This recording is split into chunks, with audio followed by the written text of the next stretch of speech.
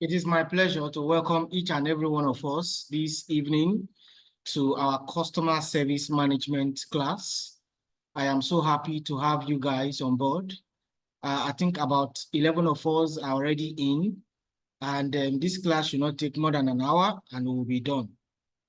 I've also updated the group so that they can come in and join us because we're already live.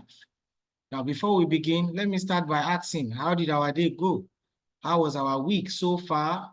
Monday was when this class supposed to have been held, but then it has to be shifted so that we can have good network, so that at the end of the day, we'll benefit fully from the last class of this customer service management. Let me quickly just say hi to a few persons just to ensure that my network is okay and that I'm not speaking just to myself, and we may be good to go in terms of having this discussion on customer service management. So let me quickly say hi to Amadi Esther. Amadi Esther, is your background okay now? You can unmute your mic and say hello. Amadi Esther? All right, let me go to the next person. Blessing Olubayo. Kindly unmute your mic and say hello, just to confirm that you can hear me. Hello. Yeah. Hi, good evening, sir. Good evening. Is that Blessing? Yes, sir. All right, Blessing, so nice to have you. Esther, how are you doing? sir. Good evening, sir. Good evening. Esther, you have a lot of children at the background. I didn't hear it. Yes. Okay, You're a yes, mother sir. of many nations. Didn't hear it. Okay, beautiful. I hope you actually took them out for children's party. Yes, we did. All right, great one there. Good evening, Emily. Emily, if you can hear me, unmute and say hello to the class.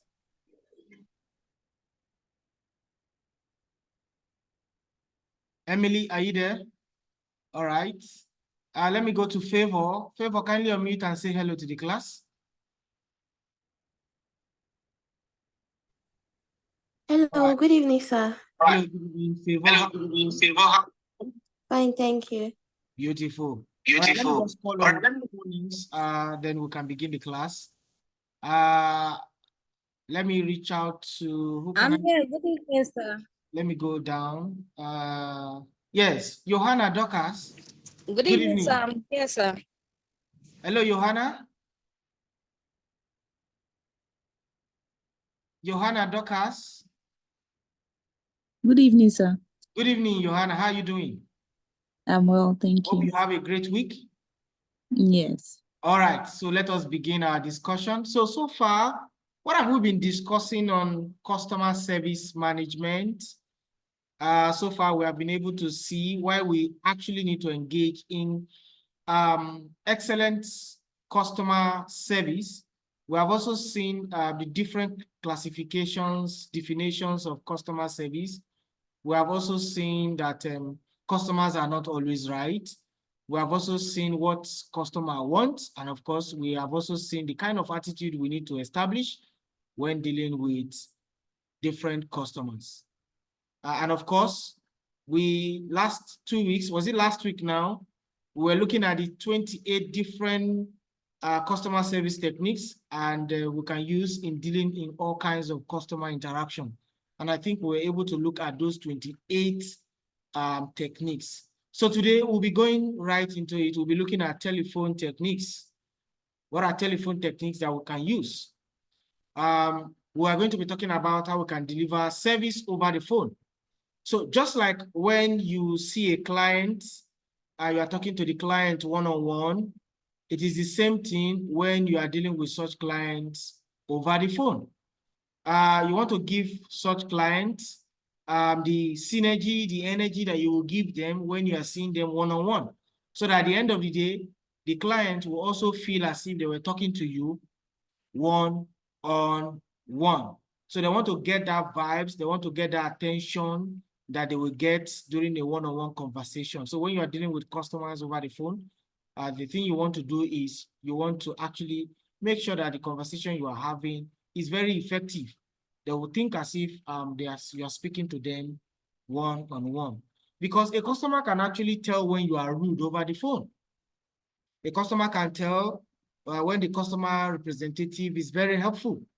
A customer can also tell when the person attending to them or the customer representative is very encouraging and all of that. So sometimes for myself, when I receive phone calls about complaints, the next thing I want to easily do is I want to ease tension.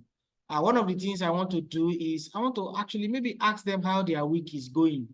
And maybe when I'm trying to attend to some of their needs, I'm also engaging them in other discussion and so on. That way, the customer feel like as if they're having a one-on-one interaction with me. So telephone call must be professional and effectively handled. That's one thing we must pay attention to when we are dealing with having interaction with our customers, our clients over the phone. Another thing is telephone etiquette. Yes, we want to embrace what we call common courtesy, proper pronunciation, tone, and of course, diction. These are some of the things we are going to be looking at this evening. And of course, how to handle difficult situation and complaints. How to also do what we call a document message. So using telephone techniques effectively, what are those things you actually need to do? You may actually be the first person to contact a customer. So one of the first things you want to look at is you want to ensure that you leave a positive impression. You understand? At the end of the day, a customer is saying, "Okay, fine." I think at the end of the day, I was actually, my problem was solved, was resolved. It's because you have left a positive impression about yourself. And of course, you want to show concern, because it is only when you show concern you can actually get to the heart of the customer to find out what they really need. And you also want to sound professional. And of course, at the same time, you are knowledgeable. And like I said, one of the best way for you to easily market your product is when you are knowledgeable about your product. Because at any point in time, anyone can reach out to you and say, "Tell us about what you guys do at your organization." And the next thing you want to really do is for you to be giving them information about what you do in your organizations and the procedures they can use in taking part of the products or the services you render in your organization. And of course, proper telephone management. You want to keep customers informed. You want to ensure that customers are satisfied. Customer satisfaction is the major thing at the end of the day. So using telephone techniques effectively, what is one thing you need to look out for? So when you are using telephone techniques, what are those things that is expected from you as a customer service representative? A good telephone techniques leaves a good impression for you and for your organization. Yes, because when next a customer calls, they'll be like, "Oh, I want to speak with Mr. Solomon. Yeah, that guy was very helpful. When I called him, he was very attentive. He gave me good impression about himself and the organization." Because there are certain people that would just like to speak to a particular customer. There are just certain customers that just want to speak with a particular customer representative. Why?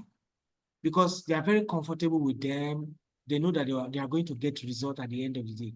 Sometimes you hear customer or you hear clients, they will say, if to say na Johanna, they handle this case for me. By now, this case will have been resolved. If it was Favor that had this my issue, that was on top of this my issue, all of these things will have been resolved. I don't know why I did not meet Favor. I don't know why I did not meet Johanna. Such things, you understand? So those are good impression about you and your organization. So a good telephone techniques leave a good impression about you, and it tells the customer that the customer representative who attended to them was very caring and was very very helpful. Whereas a bad telephone techniques give a bad impression. Yes, it gives misunderstanding. It gives unfavorable impression about you and the organization. So you must know how to use telephone techniques effectively if you really want to achieve, you want your customers to have a good experience about your services.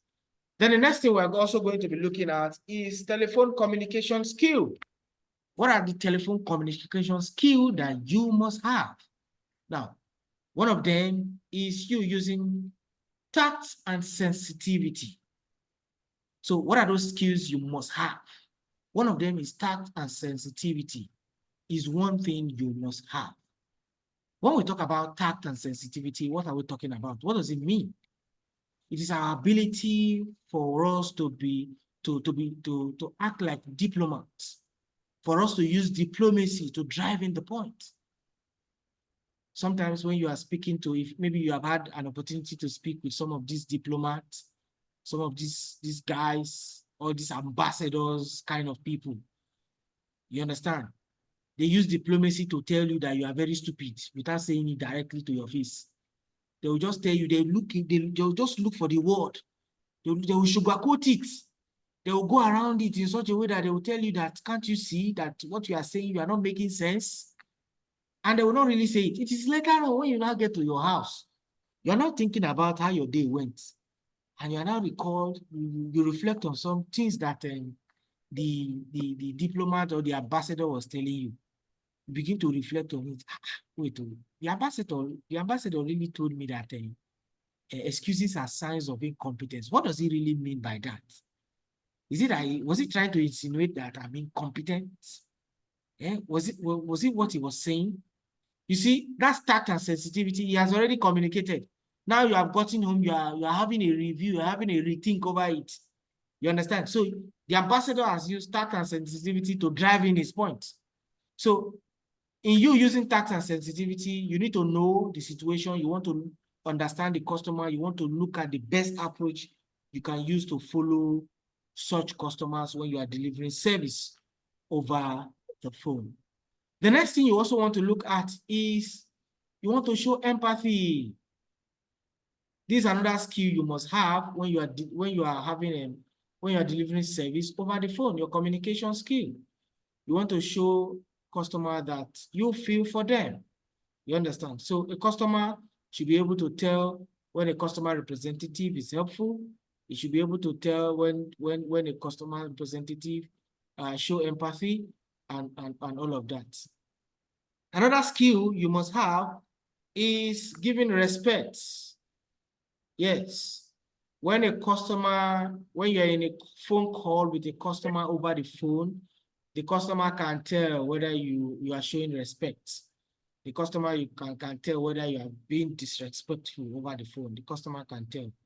Another skill you must actually have when you are also delivering service over the phone in your communication skill is that you must be genuine. Yes, you must be genuine about your helping. You understand? When a customer calls you, you don't want to mute the call and be like, oh my God, this guy again, don't they call me? You begin to squeeze your face. Sometimes you may even mute the call and be talking to the background. Which kind of thing with this? This guy with this, sabi talk too much. This guy don't disturb me, tire. And sometimes you even begin to insult the customer. This one, you don't even get sense. You know, they read. No. You must be genuine about your helping. Your helping must come from the heart. You understand? That's one way for us to actually effectively communicate with our customers over the phone, for us to have a good communication skill over the phone. These are one of the things you must put in place. And of course, another one is for us to be open and be friendly. Displaying openness and showing friendliness. Make sure you are open. When you are open, customer will be more into you. In fact, sometimes when a customer wants to call you, they will not even look at the time. When they have called you, because you are open, you are friendly, they are reaching out to you because they know that at any point in time you can. When you call, when they call you, you answer. It's because you are open. That friendliness. So whenever when you are friendly and when you are open, it's two-way. You get to benefit from it, and of course you get to suffer from it. When you are open and you are friendly, when a customer has something for you, in fact, the next thing they want to think, they are thinking about you because you are always the one that is actually attending to them. But of course, you will suffer it sometimes because they will reach out to you in an ungodly hour, and so on. Another thing we also want to pay attention to when delivering service over the phone is refrain from passing judgment or stereotyping. You understand? Maybe a caller now calls and he sounds so well. When he sound, you could tell that he's a Yoruba man. When he called, he was telling you, hello, good evening, Mr. Solomon. I've been trying to take my assessment over the past weeks now. The thing has just been telling me that incorrect password, incorrect this, incorrect that. And you begin to laugh because his intonation is different, is from the West and so on. No, that's wrong. You begin to pass judgment. Are you sure this guy went to school? Look at the way he's sounding. Look at the way he's talking over the phone. That is intonation. That Yoruba intonation is still there. And all of that. So we want to refrain from passing judgment. You understand? Want to refrain from passing judgment. Want to refrain from stereotyping. It is very wrong when we are delivering service over the phone. You understand? So customers that always call to complain is one of those people. You will just be, this person again, this guy again. You understand? Another thing we also want to put in place is when we are delivering service over the phone is we want to be supportive. Being supportive. Recall that we spoke about internal non-paying customers. Internal non-paying customers are your colleagues. Now, when your colleagues are going through a lot, especially those who are in the bank, when they are trying to balance accounts, if 5 naira is missing, they will be there tracing where that 5 naira is. And for you, if you are done, why not? You can assist them. You can assist them in reaching out, in helping them to see how they can actually resolve whatever problem is. That's you being supportive. You understand? So when you are delivering service over the phone, maybe your colleagues, they are calling you over the phone to get clarification. You want to be supportive and all of that. Another thing you also want to want to know when you are delivering service over the phone is for you to ask for clarification and feedback. Yes. So when a customer calls you and is asking for some things, sometimes you also want to maybe paraphrase what they are saying so as to get clarification, get feedback, because it is when you have gotten what they need, that's when you can actually give feedback. So you want to actually use paraphrasing to ensure that the client understand what he or she is asking of you, and as a customer representative, you get to understand what they actually need. Another thing you also want to look at when you are delivering service over the phone or maintaining a telephone communication skill is for you to be receptive to customers' need. Don't always block customers' want. When customer is asking, at Dexter and Heroes, I understand that you people, it's 5 courses I need to take for me to pay 15.8. Can't I take 6? Can't I take 7? Allow them to ask. Don't block them and say, no, now 5 will they offer, no, and that's all, no. Allow them to ask. When they ask, now begin to break it down for them. No, we only offer 5 courses for 15,000. Just a moment.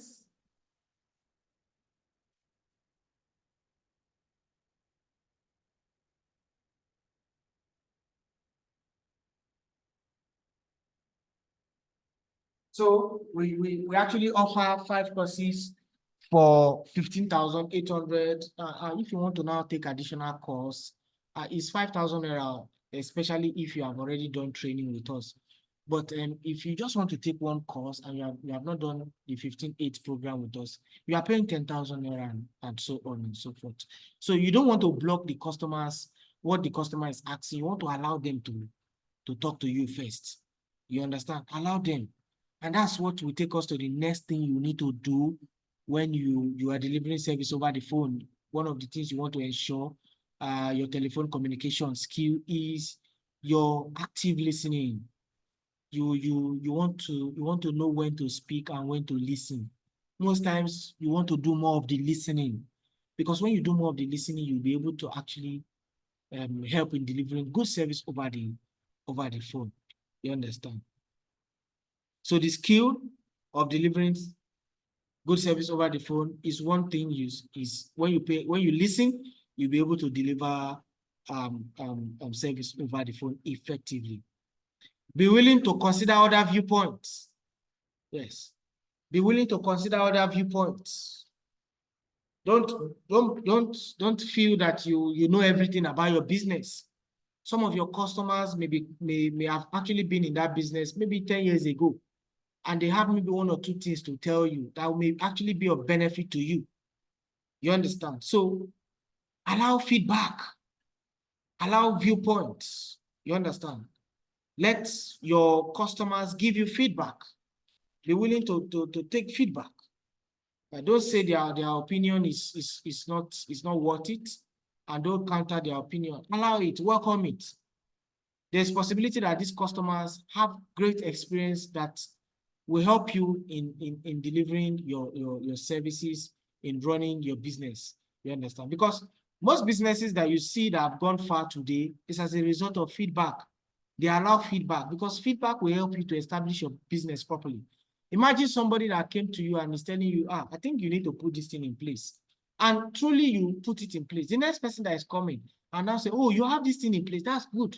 It's as a result of the feedback you got from some other customers that has helped you to now see how you can actually make progress in your business. So many of us before now in our WhatsApp, we cannot put our voice, we cannot put voice note on our status before now.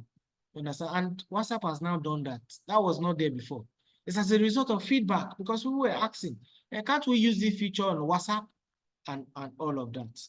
And right now, WhatsApp has a community where groups can be added. And of course, we are going to be talking about this community very maybe in a while, very soon, especially when maybe when I'm leaving Dexter and Heroes in the coming weeks.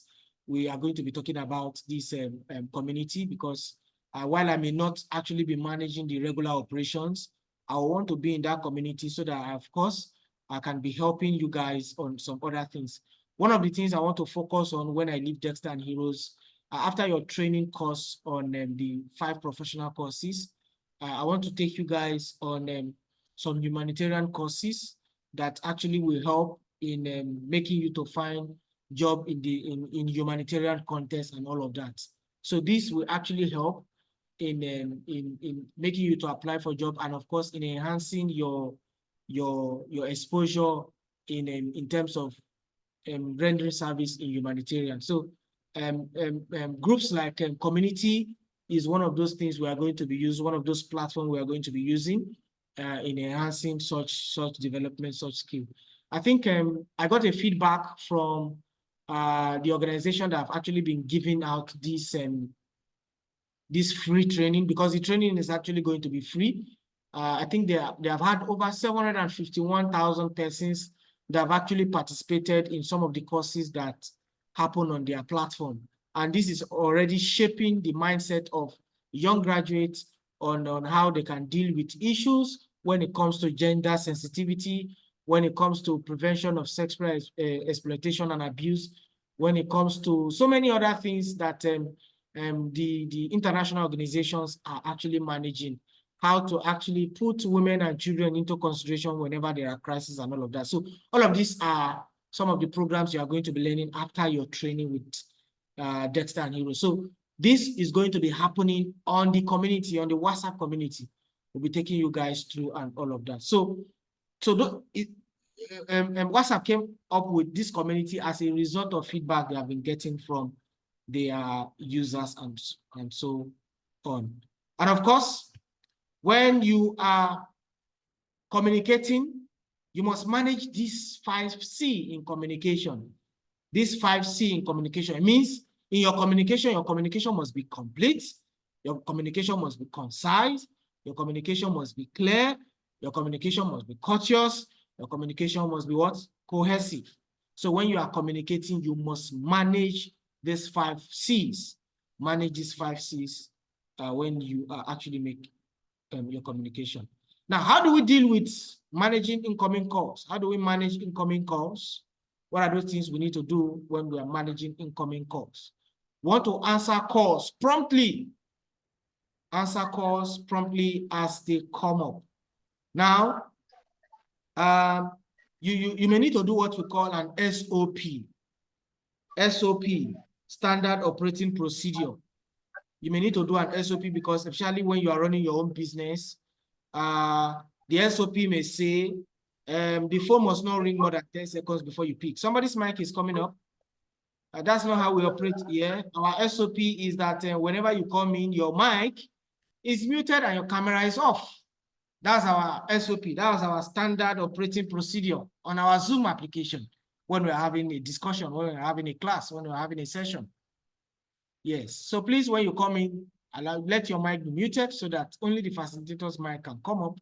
Then you can actually hear what the facilitator is saying. So that at the end of the day, when the recording is published, those distractions are not recorded.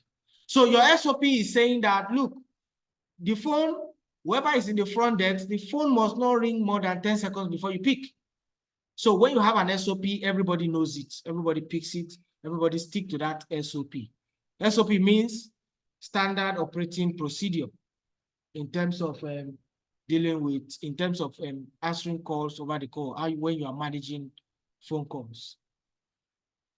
So that's what happens.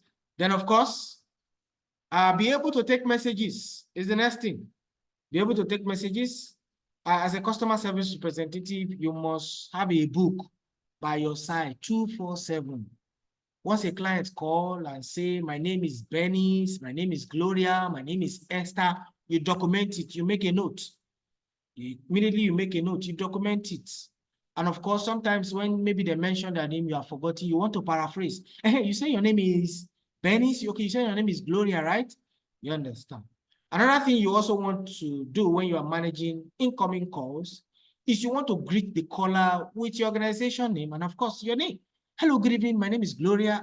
I'm representing Dexter and Heroes Consulting Limited. You are welcome. How may I be of assistance to you? Do you understand? So you want to introduce yourself. You want to introduce your organization. And that's one of the things you want to do. So you want to greet the caller with your organization name and your own name as well. Then the next thing you also want to do is you want to identify the caller and demonstrate willingness to assist the caller. So if the caller does not give you his or her name, you ask for it. Welcome. What's your name, ma? Okay, you say your name is Gloria. Okay, that's fine. You're welcome. How may I be of an assistant to you? This time around, you're looking for the purpose of why the person called, and you're also putting it into documentation. And when you are done with such customer, you want to address such customer with their name. Because remember, you actually took their name from the beginning. You asked for their name. So you want to address them with their name when you are actually done with such customer. That gives them a sense of belongings. And of course, you want to be cautious. You want to be cautious. Those are things you need to do when you are answering phone calls. You want to be cautious, you want to be calm, and you want to be pleasant. Very important when you are managing incoming calls. Another thing is you want to also be able to identify the nature of the incoming calls. Is this call, is it going to be personal? Is this call going to be multi-layer of intercoms and all of that? Multi-layer intercom means that when the call comes to you, the call actually needs to, the person is actually trying to get to somebody else, but the call needs to come through you first. So that is multi-layer intercom. You understand? So which is, they need to get to you first before they get to those other persons they want to talk to. So those are things you must pay attention to when you are managing incoming calls. Another thing you also need to do when you are managing incoming calls, you want to use the caller's name when saying goodbye at the end of the call. Hey, thank you very much, Gloria, for calling Dexter and Heroes Consulting Limited. I hope to hear from you soon, and so on. So you have mentioned Gloria's name. You have also mentioned your organization name, but especially you want to mention Gloria's name because it gives them sense. Now, okay, fine. This person actually calls my name when we're ending that very conversation in dealing with that in such discussion or in resolving customers' need. Now, in managing incoming calls, what are those screen calls tips that you need? You need to find out who is calling. You need to ask what the caller is, ask what the call is reference to, help to determine who can handle such call. You also want to decide whether to put the caller on hold or put the call through. You understand? So you do not want to put a call through to the person who is supposed to take the call when the caller has not actually identified his or herself. You also want to determine what to do if the call is personal. Some calls may be personal. You want to be proactive and know what to actually do when calls are personal. Then, of course, the next thing we're actually going to also be looking at is using proper telephone etiquette. Yes. What are those etiquettes we need to use? One of them is pronunciation, saying words correctly. Now, if a caller calls and maybe their name is too difficult to pronounce, you can ask them to actually pronounce. How do you call this name? Let me look for somebody's name that I can use for an example that I cannot pronounce very well.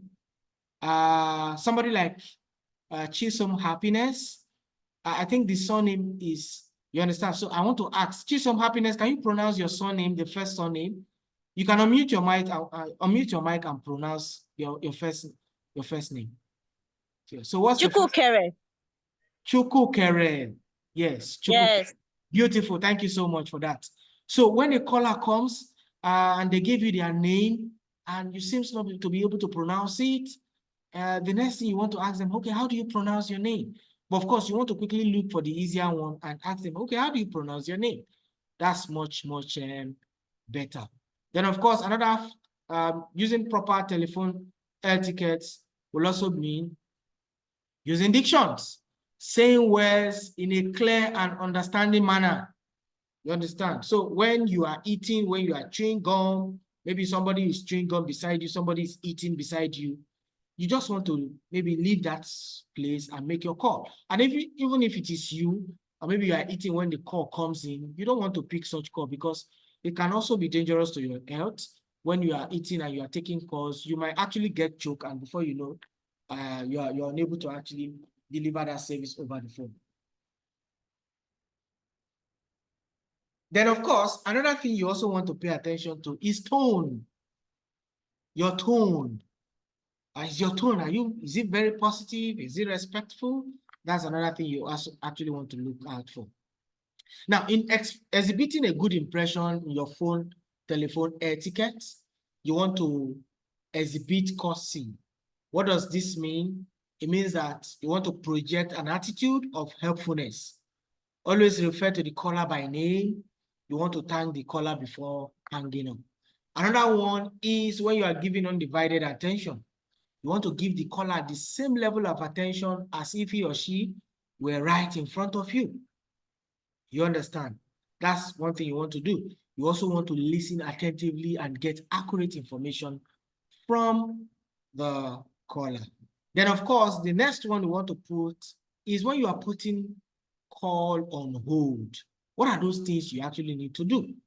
Always allow the caller to state the purpose of the call prior to placing the calls on hold.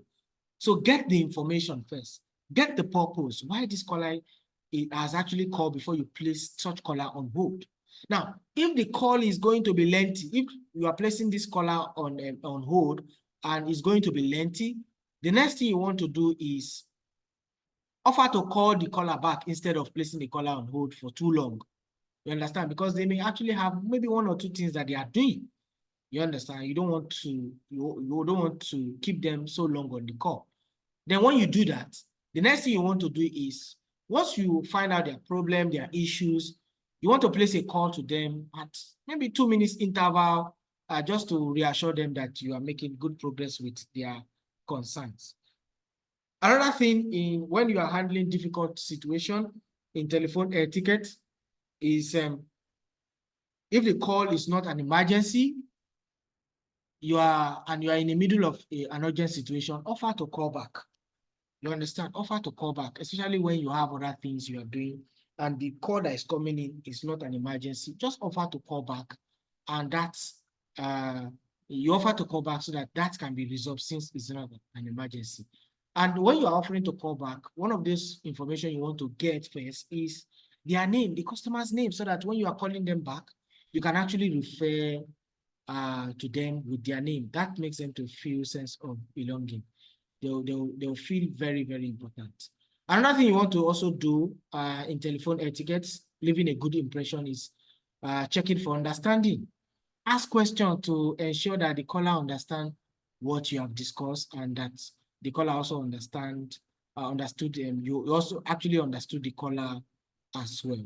Another thing you also want to actually pay attention when it comes to making a good impression in telephone etiquette is communication feelings. Try to communicate in an understanding, showing empathy, showing feelings when you are communicating with your clients, when you're communicating with your customers.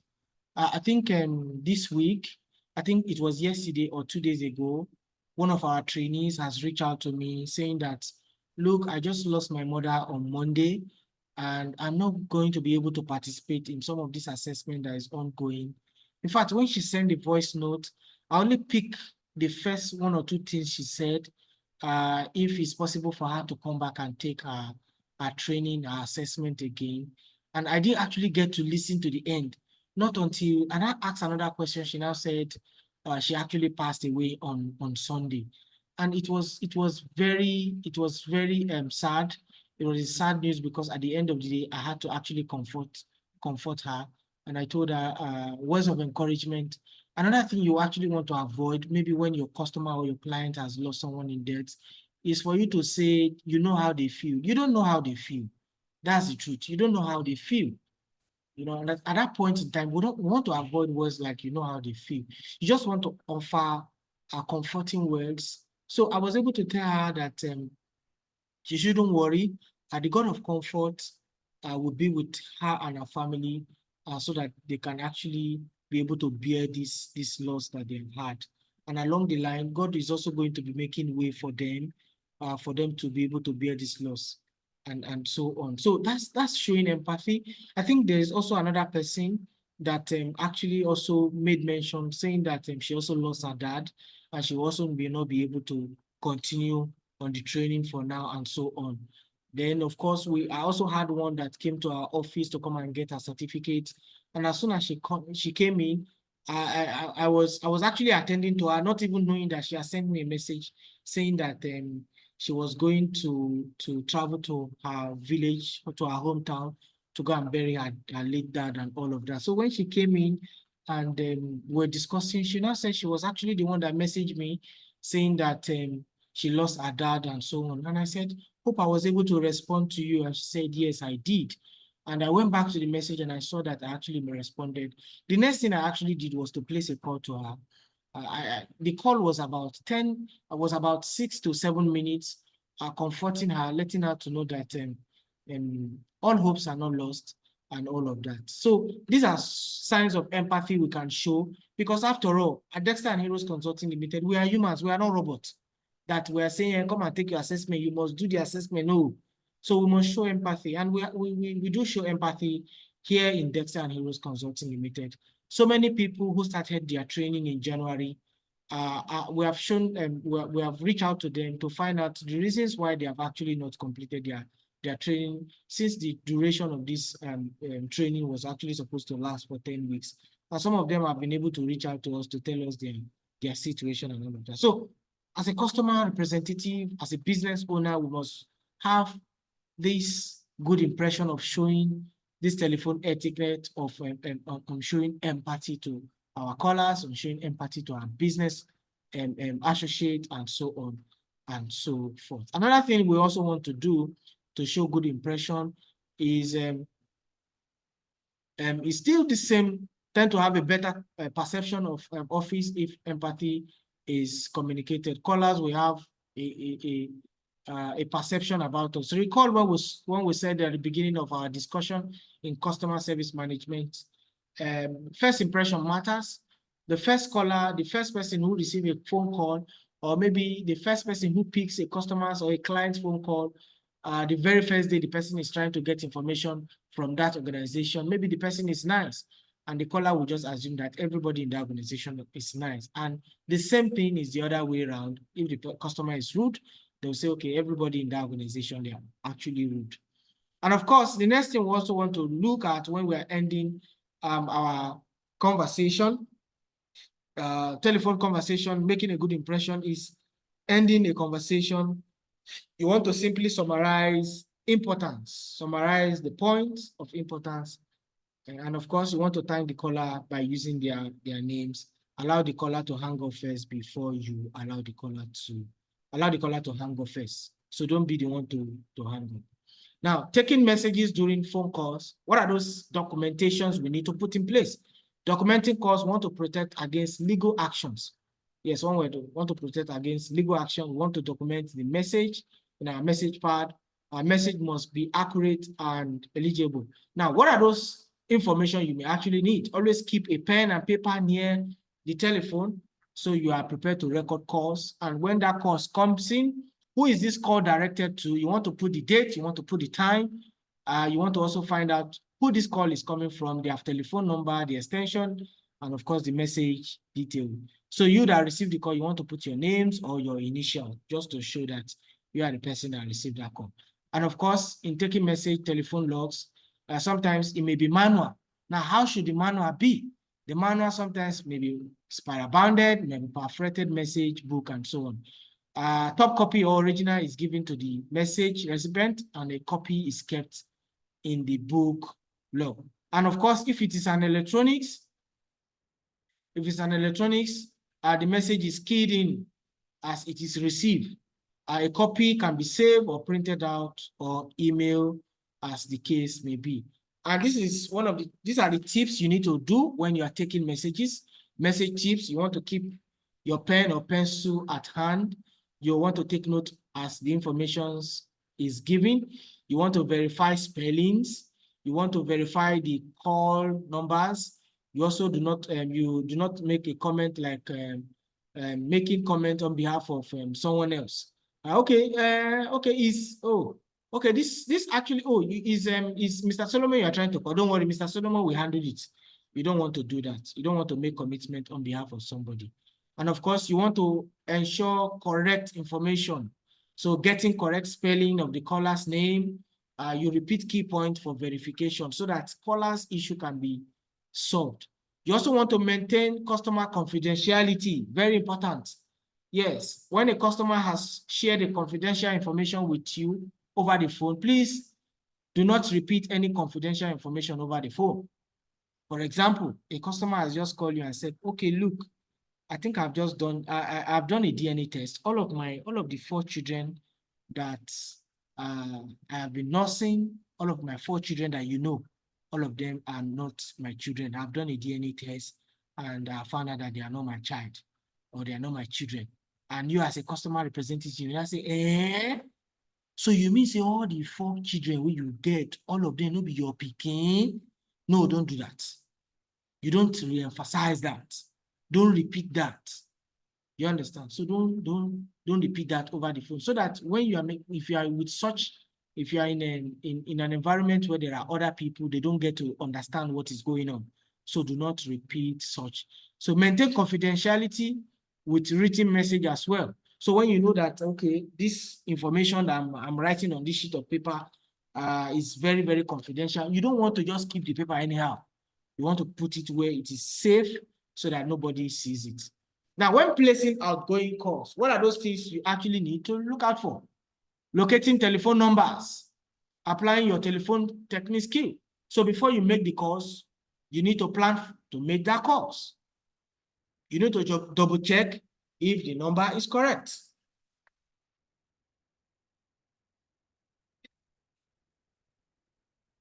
You need to allow time for the person to answer. Yes, so once the caller picks and the person answers, then you allow the person to answer, then of course you can now go ahead and start your conversation. Then in that conversation, when you are placing outgoing calls, you want to identify yourself. Hey, good evening. My name is Solomon from Dexter and Heroes Consulting Limited. I'm calling you as a result of this and this and this and this. You understand?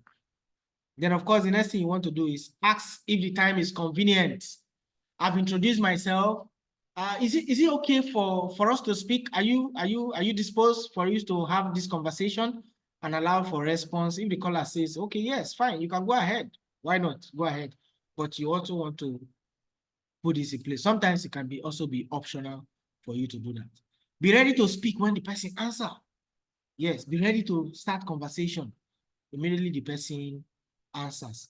Then be sure that the person has paper and pen if you are going to be giving an information to the person.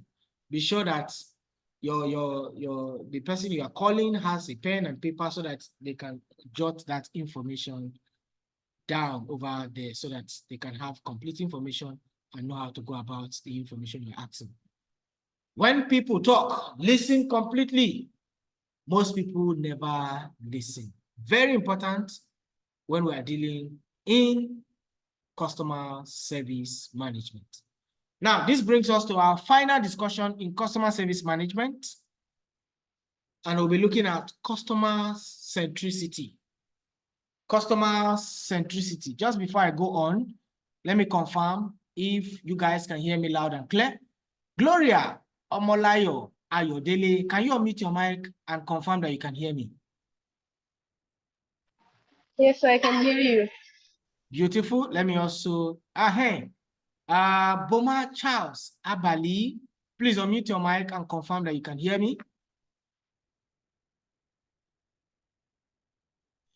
I can hear you, sir. All right, beautiful. Then finally, Christiana Adebi, please kindly unmute your mic and confirm that you can hear me. I can hear you, sir. All right, beautiful. Okay, so let's go. So the last thing we are talking about is customer centricity. That's the last thing we are going to be talking about in customer service, and this should take us about maybe the next 15 minutes for us to talk about customer centricity. Now, what is customer centricity? Customer centricity is an organizational mindset. Organizational mindset that places customers rather than products or sales at the center of the business. So what you need to do from onset when you are establishing your business, like naming your business, for example, is one, you want to check the name of your business. Is it going to be easier for your customers to remember? Would they like this name you want to give to your business? Is this name going to be swagalicious? Or is this name going to be local? All of these things you are doing is you are considering the customers. That's what you are doing. You are considering the customers first. Okay, I want to render services. I want to give services. These services I'm going to be giving out. Is it for the rich people? Is it for the elite? What kind of name should I give to my business?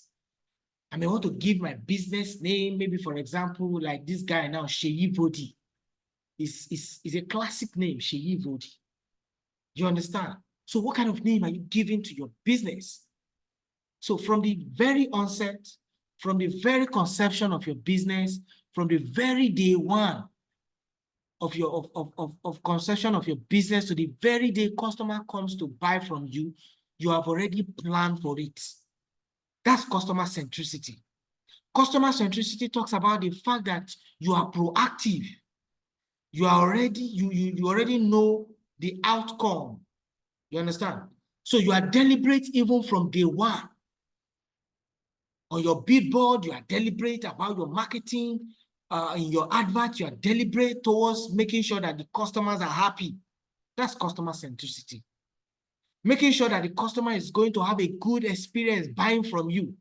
Experiencing every good thing that has to do about your customers, has to do about your business or your services. That's customer centricity.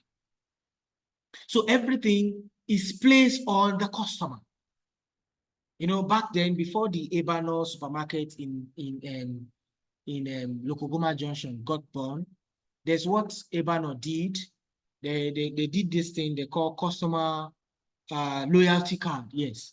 So when you go there, as you are buying something for the first time and they are entering your details into the system, they will ask you if this is your first time and you say, yes, this is the first time you are buying something from them. They are going to be giving you what they call loyalty card. Now, in that loyalty card, it states that if you have purchased a goods item worth 300 and something thousand, you have a voucher to shop maybe 5,000 or maybe 10,000. Now, you must not purchase everything worth 300,000 that very day. No, that loyalty card records all your purchase from Prince Ebano. So any day it gets to 300,000, then they will now give you that voucher for you to shop for 10,000 or for you to shop for 20,000. So that's customer centricity. So from day one, they already plan it that, okay, because there are other supermarkets that are there. So if our customers are coming to Prince Ebano, we are giving them loyalty card. It means that we are going to be establishing what we call relationship. It means that they are going to be coming back. Do you understand? So that's what customer centricity does. I don't know if you are following. So customer centricity focuses on the customers. You understand? That's what it focuses on. Again, customer-centric organization creates products, creates processes, and culture, a culture that is designed to support customers with a great experience from initial discovery to the point of purchase and beyond. Just like this example I've given about Prince Ebano explains customer products, their processes, their policies, and culture, and all of that. You understand? So in your organization, you may want to have some culture. The culture may be of celebrating your clients, people that are coming in. Hey, hello, ma. Hello, sir. You're welcome. Like then, before the Prince Ebano got born, when you are walking in, there's somebody that is on the door. The person is opening the door for you and is telling you, welcome to Prince Ebano. Please do have a lovely shopping. And when you are coming out with what you have bought, they'll say, please, can I see your voucher? Let me see your ticket. Oh, beautiful. I do have a lovely day. I hope to see you next week. I hope to see you some other time. Hope you have gotten your loyalty card and all of that. So this is customer centricity. And as a result of customer centricity, organization builds culture. And the culture they are building is maybe for them to be friendly, for them to treat each of their customers that come in as special people. That's customer centricity. So customer centricity places focus on the customers' needs. And we're going to be looking at it as we make progress. So here at Dexter and Heroes Consulting Limited, one of the culture that we have is being friendly. Being friendly and open is one of those things we have. It's one of those mindsets we have. We are friendly in terms of our services. You can reach out to us. So few of our friends who have trained with us in the past few years, some of them are reaching out to us for transcript. Some of them are reaching out to us for reference letter. Some of them are applying for master degrees in in schools in the UK, schools in the US, and they are reaching out to us for reference letter. And we have been providing those letters because we have maintained this culture of friendliness and so on. So a customer-centric organization includes every person and process within the entire organization in designing and implementing the customer's experience. So when it comes to customer service, it is only for the front desk people. But when it comes to customer centricity, it is everybody's business. Everybody's business, both from the front desk officer to the manager, to the cleaner, to the gate man, to the supervisor. Everybody is involved in customer centricity. So in your organization, when there is no customer centricity, it means it is only the customer service people that are meant, or maybe those in the department of customer service that are meant to provide or are meant to be responsible for customer service. But in customer centricity, everybody is involved. Now, imagine somebody walks into your organization, and as the person walks into your organization, the people in the front desk are very, very friendly. They welcome you so well. But as soon as you step in, as they are welcoming you, everywhere is smelly. What will you say? This place is so untidy. Now, it is not the front desk officer's duty to make the place tidy. It is the duty of the cleaners. So it means as a result of the poor performance of the cleaner, it has affected the front desk officers who are actually carrying out their duty of friendliness or the culture your organization have in maintaining an organization of customer centricity. So at the end of the day, it affects not just the front desk officer, not just the cleaner, the entire organization, because the customer is likely to leave. That's what customer centricity does. A customer centricity where the cleaner is supposed to do his job and he does not, what happens? You lose that client. Imagine you go to a restaurant that you went there to go and eat, maybe to go and eat meal of 20,000 or 21,000, and you decide to say, okay, let me use the restroom. And you go to the restroom is looking so unkept. Somebody just went there and did his marvelous things, and he did not clean, he did not flush properly. And you went there after you have eaten maybe your stuff, and you went there to go and witness things that are not good for the eyes. That memory will just keep ringing in your head. You will not want to go there again. You understand? And before you know, you have lost such customer. But in customer centricity, what happens? It is the business of everybody, both the cleaner, both those who are serving at the front desk, those who are the servers, and so on. It is everybody's business. So customer centricity is a business for everybody. You know, sometimes the security man will be thinking, what it can concern me for inside this customer centricity now? What it concern me inside? You see, when a customer comes into your organization, if your environment is not secure, if your environment is not safe, customers will not come and do business with you anymore. Take, for example, what happened a few weeks ago. Banners. Yes, I saw a video, a clip, where some guys were beating some military men on video. And it is the same people in that banners that was recording it, and they posted it online for other people to see. And military men saw it, and the next thing they do, they went there and they shut down the whole of banners. Now, if you had issues with your phone, or maybe you want to buy phone, will you go to banners that week? No, because the place is not safe. The place is not secured. Simply because you may be there, as a result of you going there, soldiers may just arrest you. Okay, you are an accomplice and all of that. You understand? So if it is not secure, what happens? You don't want to go there. So customer centricity, the organization norms prioritize the customer so that every person asks how each decision, each process, each strategies will affect the customers. So everybody in that organization needs to know the norms. They need to prioritize the customers. They need to ask each and every one to know the kind of decision they are making, the kind of processes that are there, and the strategies that will help them so that it does not affect customers' experience. And of course, a customer-focused brand places the customer experience as the most important part of doing businesses with such organization. So customer service is the most important part of doing business. Once there's no customer service experience, when it's not there, well, forget it. So that's what customer centricity is. Now, it involves also optimizing every customer's touch point, be in pre-sales, point of sales, after the sales, to ensure that customer satisfaction is met at all times. So a customer-centric organization understands the lifetime value of a customer. That's what that point is saying. The customer centricity understands the lifetime value of a customer. I want to put it to us. Imagine we have a customer who has been coming to us to buy some things. Every month they patronize us, 100,000. Every month, unfailingly, they come to buy from us. They are using this product, 100,000 naira, they buy it from us every month.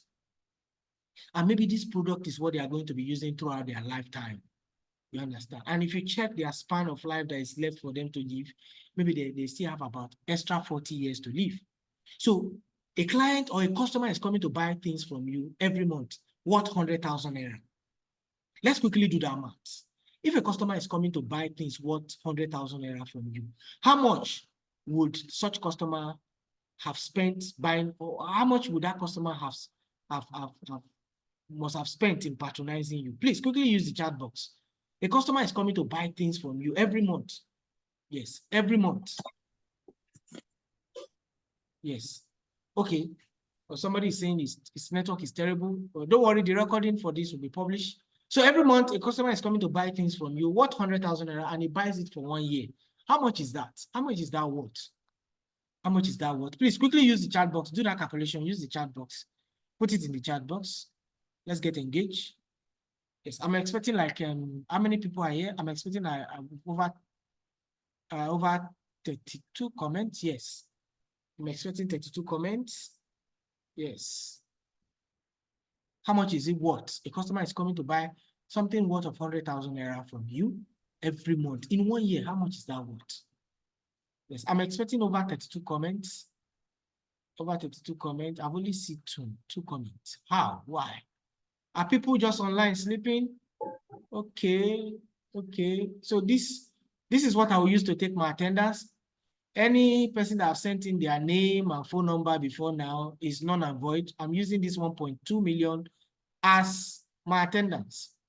Yes, that's what I'm using now. Yes, I'm expecting more comments. Yes. So that's the worth of that customer in a year. Oh, in a year. In a year, that's the worth of that customer. Now, we said this customer is going to live for maybe the next 40 years. And this customer keeps patronizing for the next 40 years. How much would that be? So if in the next 40 years, a customer in every year is spending 1.2 million naira to patronize you, is spending 1.2 million naira to patronize you. In 40 years, how much is that? Because in 40 years, that's the lifetime value now. How much is that? In 40 years. I'm expecting comment. This comment is what I'm going to use to take attendance.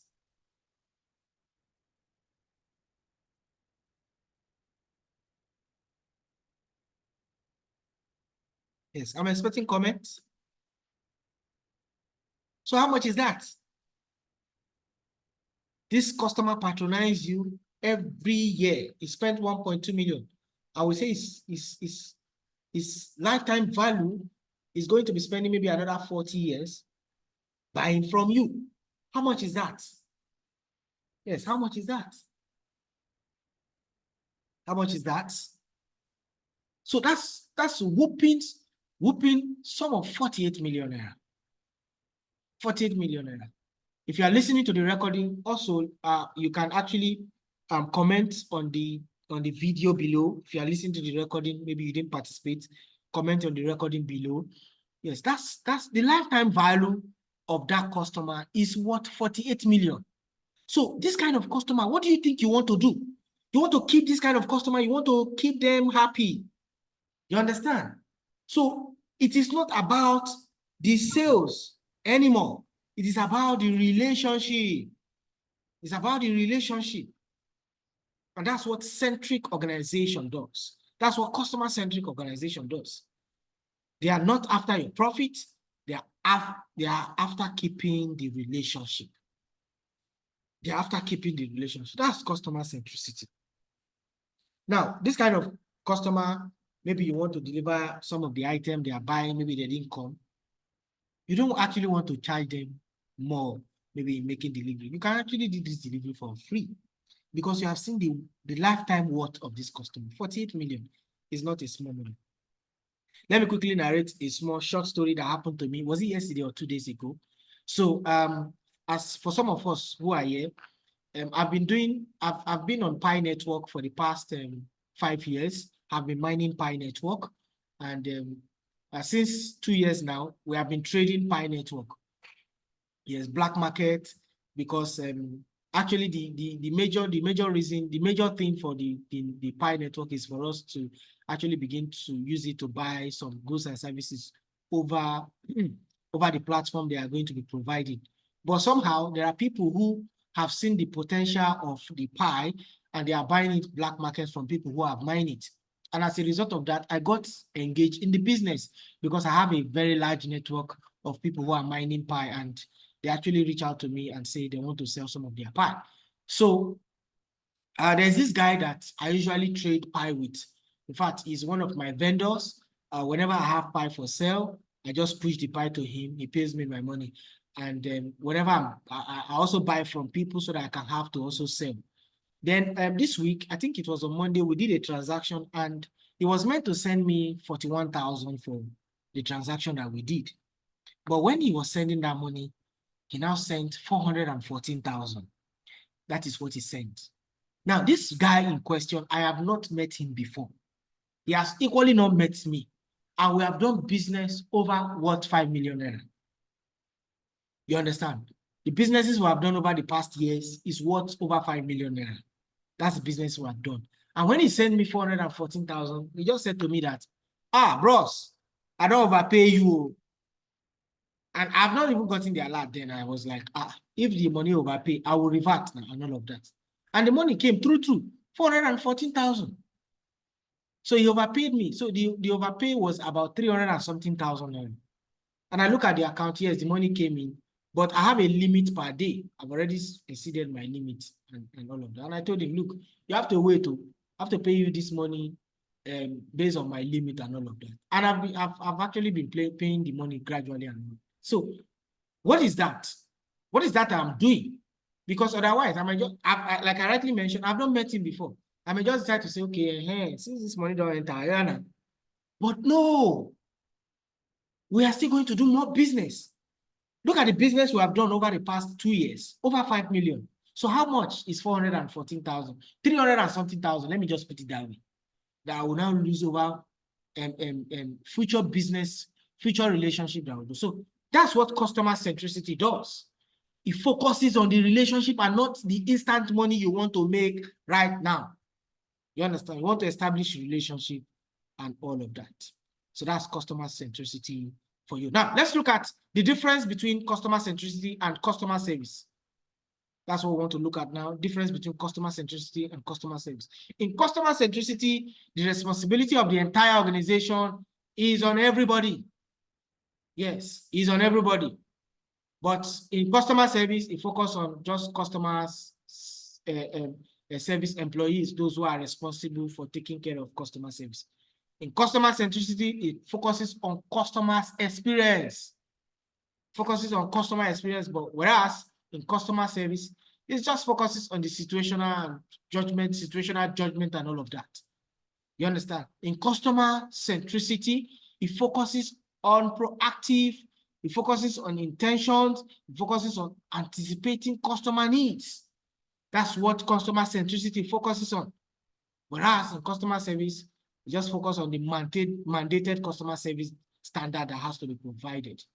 In customer centricity, it focuses on unspoken expectation of customers. You begin to look out for those expectations you expect from them. Whereas in customer service, you just focus on the transaction alone, or you focus on the cost entry alone. In customer centricity, competitive has an advantage. Yes, because people are coming to you because you're focusing on the relationship, you're focusing on the customers, so you are highly competitive in the market. Whereas in customer service, you're just centric on the specific movement, how it is moved. And they come today, they don't come today, and all of that. In customer centricity, we consider the entire customer's journey, like the one I mentioned, customer lifetime value. You understand? But in customer service, we just consider a sum of statistics improve on customer satisfaction. In customer centricity, we focus on strategic approach in delighting customers. Whereas in customer service, we focus on a set of skill to minimize minimum requirement and all of that. But in customer centricity, we focus on mindset. Whereas in customer service, we just focus on service oriented. So these are the difference between customer service and customer centricity. Now, what are the benefits of customer centricity? They include, one, better bottom line results, because at the end of the day, customer centricity companies are 60% more profitable compared to companies that are not focused on customer centricity. And this is from Deloitte. Then number two, another benefit is it increased customer retention. 80% of your customer gradually gain loyalty for a brand over time due to experience with excellent service, excellent products and review, advice, and all of that. All of this research is from Deloitte. And of course, another benefit is competitive advantage. Organizations that lead in customer experience outperform others on S&P 500 index by nearly 80% of imminence. You understand? So those are what's the advantage of taking customer centricity. And of course, what next? What is other benefits? Employee satisfaction and engagement. Employees at 93% of customer-centric companies says that they are happy to work there, compared to only 20% who says the same at companies that are less focused on the customer experience. But this research was done by Mark Lives. And of course, another benefit is increased sales, because you are focusing on the relationship. 73% of buyers point to customers' experience as an important factor in purchasing decision. That is purchasing power and all of that. PWC. Now, now that you have seen the benefit, how do you create a customer-centric organization? Now that you have seen the benefit, how do you create a customer-centric organization? The first thing you want to do is to become a customer-centric organization. Here are the best practices you need to adopt. Hire for customer service success. Very important. Employees are the forefront-facing workforce that will shape many of the experience with customers. Regardless of the role, focus on hiring talents that can be aligned with customer-centric thinking and the importance of customer service experience in your business. Another thing you need to focus on when you are creating customer-centric organization is you put relationship first. Don't put money. Leave money. Put relationship first. Relationship will bring customers. Customers will bring money. Customers are not just numbers to be measured and analyzed in revenue performance report. No. They are people and benefits that greatly when you establish a manually beneficiary relationship together. So that is where the benefit comes from. Another thing you also need to put in place when you are creating a centric organization, customer-centric organization, is you want to connect company's culture to customer outcomes. Employees will be motivated by a customer centricity strategy when actions can be linked to results. For example, strategic to reduce customer waiting time or making transitions easier for a customer can be captured in real time to highlight successful strategy implementation. So a customer walks into your organization and is making complaints. He's making complaints. Maybe before now, when he comes, he spent 30 minutes. And the next time he comes to come and make such complaints, spend 5 minutes. You say, oh, that's great. So he's beginning to see success. Next time, even if he does not have serious things, we just say, okay, let me just go. I know they can do it for me. ASAP and ASAP and ASAP. You understand? Then, of course, another thing you need to consider is democratize customer data. You understand? You need to adopt a new customer-centric strategy required to centralize access to customer service data and insights. Have data of your customer. In Dexter and Heroes Consulting Limited, there was a guy, I can't recall, but he messaged me and he was asking me, do I know his name? And all of that. And I said, yes, I know your name. He said, what is my name? What I did was I took his number and I went to our database and I searched for his name and his name came out and I highlighted his full name and I sent to him. He was like, oh, wow, that's good. Okay, so you know my name. And he was like, okay, how much is left out of my payments? And I went there and I checked. It's there.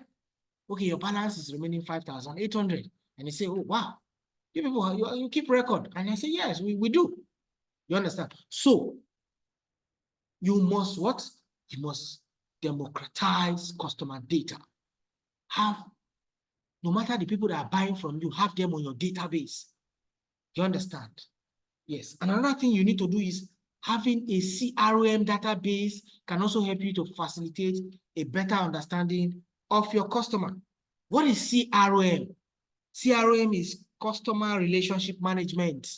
That's what it means. Customer relationship management to facilitate a better understanding of customer to provide a unified forefront that delivers better customer service experience. You understand?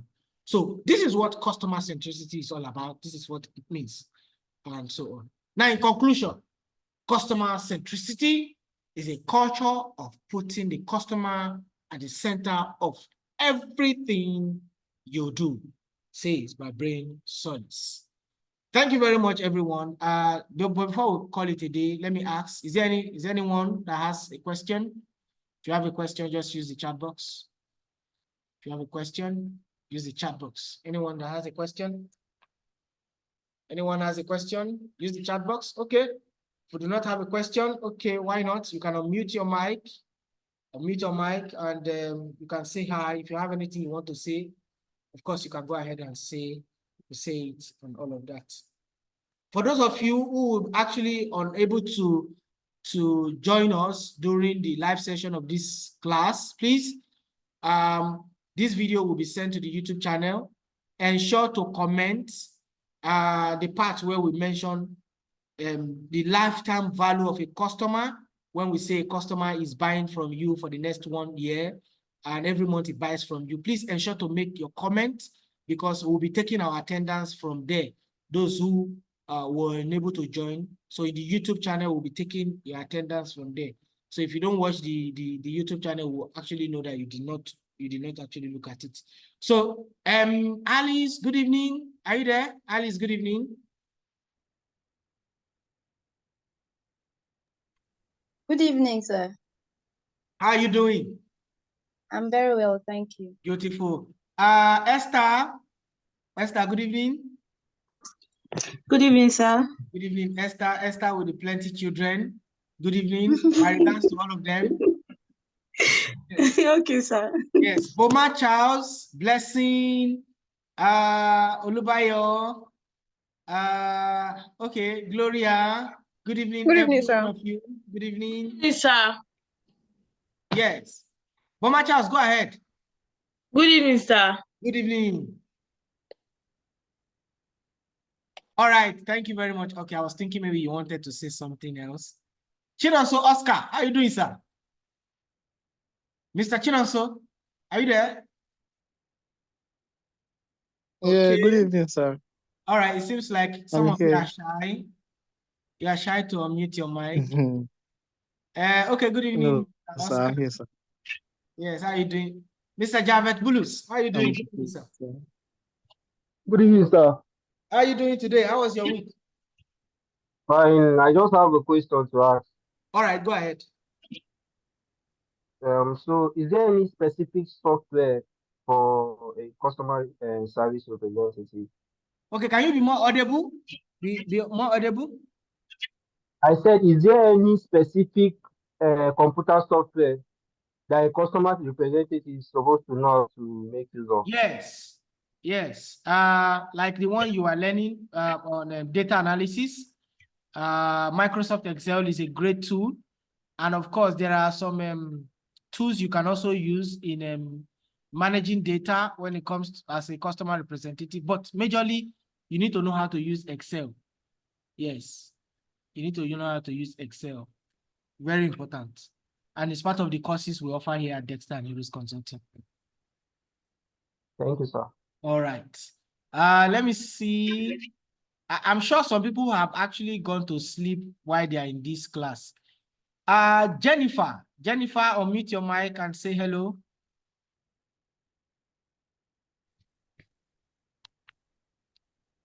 Okay, I could tell people that are already sleeping.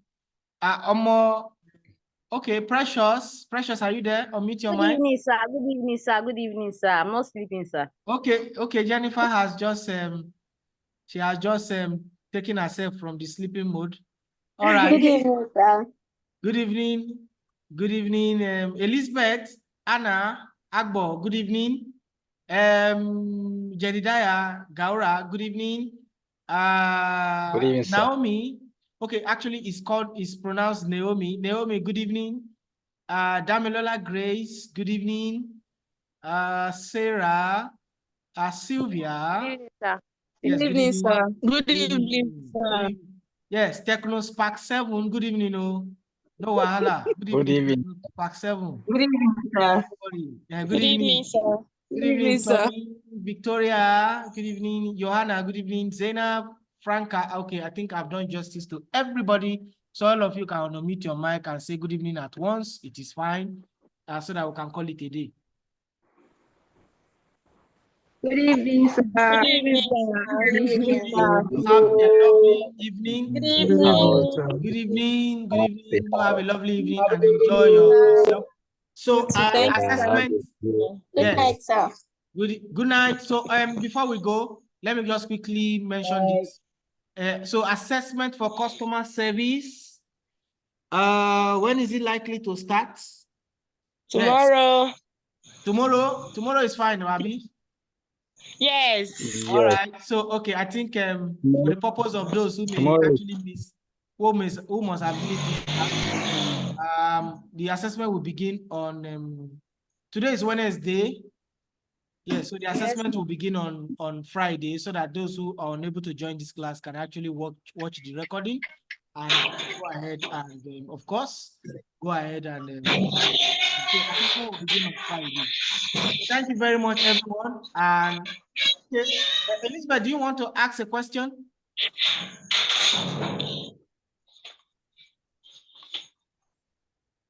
All right. I think she didn't want to ask a question. All right. Good evening, everyone, and you have a wonderful evening. Good night, sir. Yes, sir. Good night.